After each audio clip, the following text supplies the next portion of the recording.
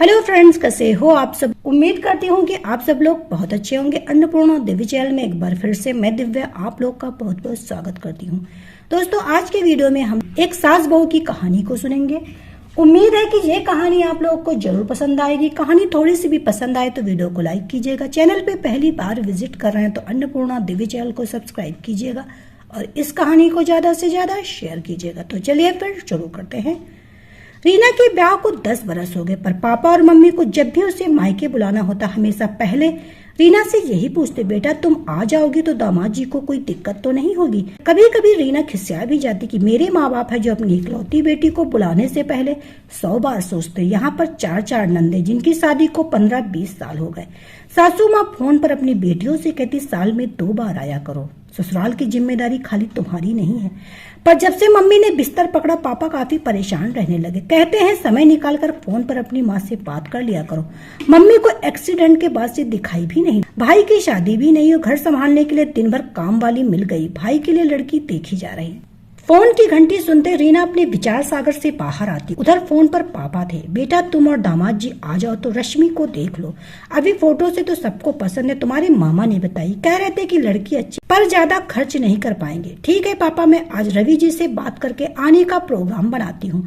आप रश्मि के घर वालों को बुला लीजिएगा। बहू अच्छी मिल जाएगी, घर संभाल ले वही काफी है पापा। रीना ने फोन रख दिया। रीना ने रवि के दुकान से आने पर सब बातें अपनी सास को बताई। तुम रवि के साथ चली जाओ और साथ में ही आ जाना। सासू जी ने कहा अब मुझसे घर गृहस्थी के काम नहीं होते। पापा, मैं और रवि जी शनिवार को आ रहे हैं। आप रश्मि के घर वालों से बात कर लीजिएगा। अगर लड़की सबको पसंद आ गई तो आने वाले दिनों में जल्दी ही शादी कर ली जाएगी। रीना ने कहा हाँ बेटा, शादी तैयारियां तो तुम्हें ही करनी। पापा बोले आप चिंता ना कीजिएगा, सब हो जाएगा। रीना ने कहा रश्मि देखने में तो सामान्य लड़की थी, पर उसकी व्यवहार कुशलता ने सभी का दिल जीत लिया। तुरंत ही अंगूठी पहनाई गई और सगाई की रस्म के साथ ही शादी की तारीख 1.5 महीने की बाद की निकली। मम्मी बहू को छू छू कर आशीर्वाद से उसकी झोली भर रही थी। सब काम कुशलता से हो गए। लड़की वाले अपने घर चले गए। रीना भी जल्दी जल्दी काम वाली के साथ मिलकर सब काम समेटने लगी, क्योंकि उसको भी अगले दिन वापस आना था। रात को सभी लोग जब साथ में बैठे तो पापा ने रवि जी से कहा भाई रीना और आप कोई सब खरीदारी और सारी व्यवस्था देखनी। अब तो शादी की तारीख निकल आई तो रीना को 10-15 दिन पहले भेज दीजिएगा, फिर भले ही शादी के बाद अपने साथ ले जाइएगा। ठीक है पापा, आप परेशान न हो, सब काम अच्छे से हो जाएगा। ससुराल आकर भी रीना का मन तो मायके में ही लगा था। इकलौते भाई की जो शादी थी, मम्मी को कितना अरमान था कि जब अज्जू की शादी होगी तो ये किया जाएगा वो किया जाएगा। मम्मी के शौक और फुर्ती देखकर हर कोई कहता था अज्जू की बीवी को बहुत आराम मिलेगा। ना जाने किसकी नजर लग गई और हमेशा सबके काम दौड़ दौड़ कर करने वाली, सबकी खुशियों में 4 चांद लगाने वाली मेरी माँ कितनी मोहताज है। इसी सब उथल पुथल में 10 दिन बीत गए, पता ही नहीं चला। एक दिन रीना अम्मा जी से बोली अम्मा जी शादी की हमें ही करनी है। आप तो जानती हैं कि वहाँ कोई नहीं, तो हम 20 दिन पहले चले जाएंगे। शादी के बाद इनके साथ आ जाएंगे। ये कैसी बातें कर रही हो बहू, तुम तो जानती हो कि हमसे घर का काम नहीं होता। सासू जी अम्मा आप परेशान ना हो, खाना बनाने वाली लगा जाएंगे।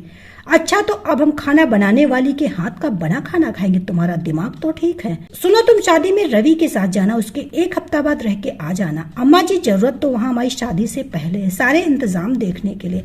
शादी के बाद तुमकी घर गृहस्थी संभालने वाली आ ही जाएगी। रीना बोली।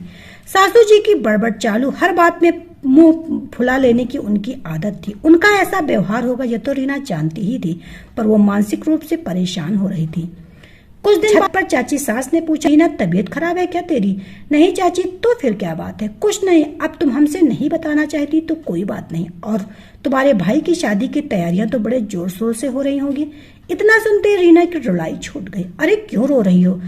वो चाची आप तो जानती, अम्मा ने पहले जाने से मना कर दिया। वहाँ मम्मी बिस्तर पे है, कोई कुछ करने वाला नहीं, सब हमें ही करना। पापा ने 15-20 दिन पहले बुलाया, कह रहे थे कि बेटा जरूरी खरीदारी करनी है और काम तुम कर देना, बाद में रश्मि सब संभाल लेगी। अच्छा अब तुम चुप हो जाओ और अपने जाने की तैयारी करो, हम भाभी और रवि का खाना बना लेंगे। फिर कुछ सोचते हुए बोली शादी के 1 हफ्ते बाद आना, नई बहू को घर में यूं अकेला छोड़कर मत आना। रीना बड़ी असमंजस की स्थिति में कि अभी अम्मा को पता चलेगा तो तूफान मचाएगी। अम्मा अज्जू अगले हफ्ते आ रहा है, हम उसके साथ जाएंगे, आप इनके साथ शादी में जरूर आइएगा, रीना ने कहा। अच्छा तो महारानी जी खाना पीना कैसे बनेगा?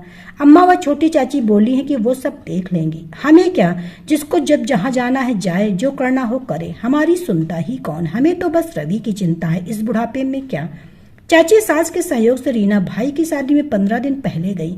शादी के बाद रवि जी और अम्मा जी जब लौट रहे थे तो बड़ी बुआ और ताई हाथ जोड़कर अम्मा जी का आभार व्यक्त करने लगी।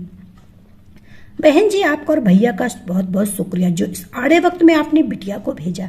अरे हम तो कब से कह रहे थे कि चली जाओ, पर यह इतनी देर में आई, सासू माँ कहने लगी, या तो आज ही हम लोग के साथ वापस चलने को, पर हमने इसको समझाया है कि हम तो वहाँ हैं सब देखने के लिए, तुम हफ्ते 10 दिन नई बहू के साथ रहकर आना। रीना को समझ में नहीं आ रहा था कि वो सासू जी की बात पर हंसे या रोए। तो दोस्तों ये कहानी आपको कैसी लगी हमें कमेंट करके जरूर बताइएगा। उम्मीद है कि जरूर पसंद आई होगी। कहानी थोड़ी सी भी पसंद आई तो वीडियो को लाइक कीजिएगा। चैनल पे पहली बार विजिट कर रहे तो अन्नपूर्णा दिव्य चैनल को सब्सक्राइब कीजिएगा और इस कहानी को ज्यादा से ज्यादा शेयर कीजिएगा। तो मिलते हैं नई कहानी के साथ नए वीडियो में, तब तक के लिए bye bye. Subscribe now and press the bell icon. Never miss an update.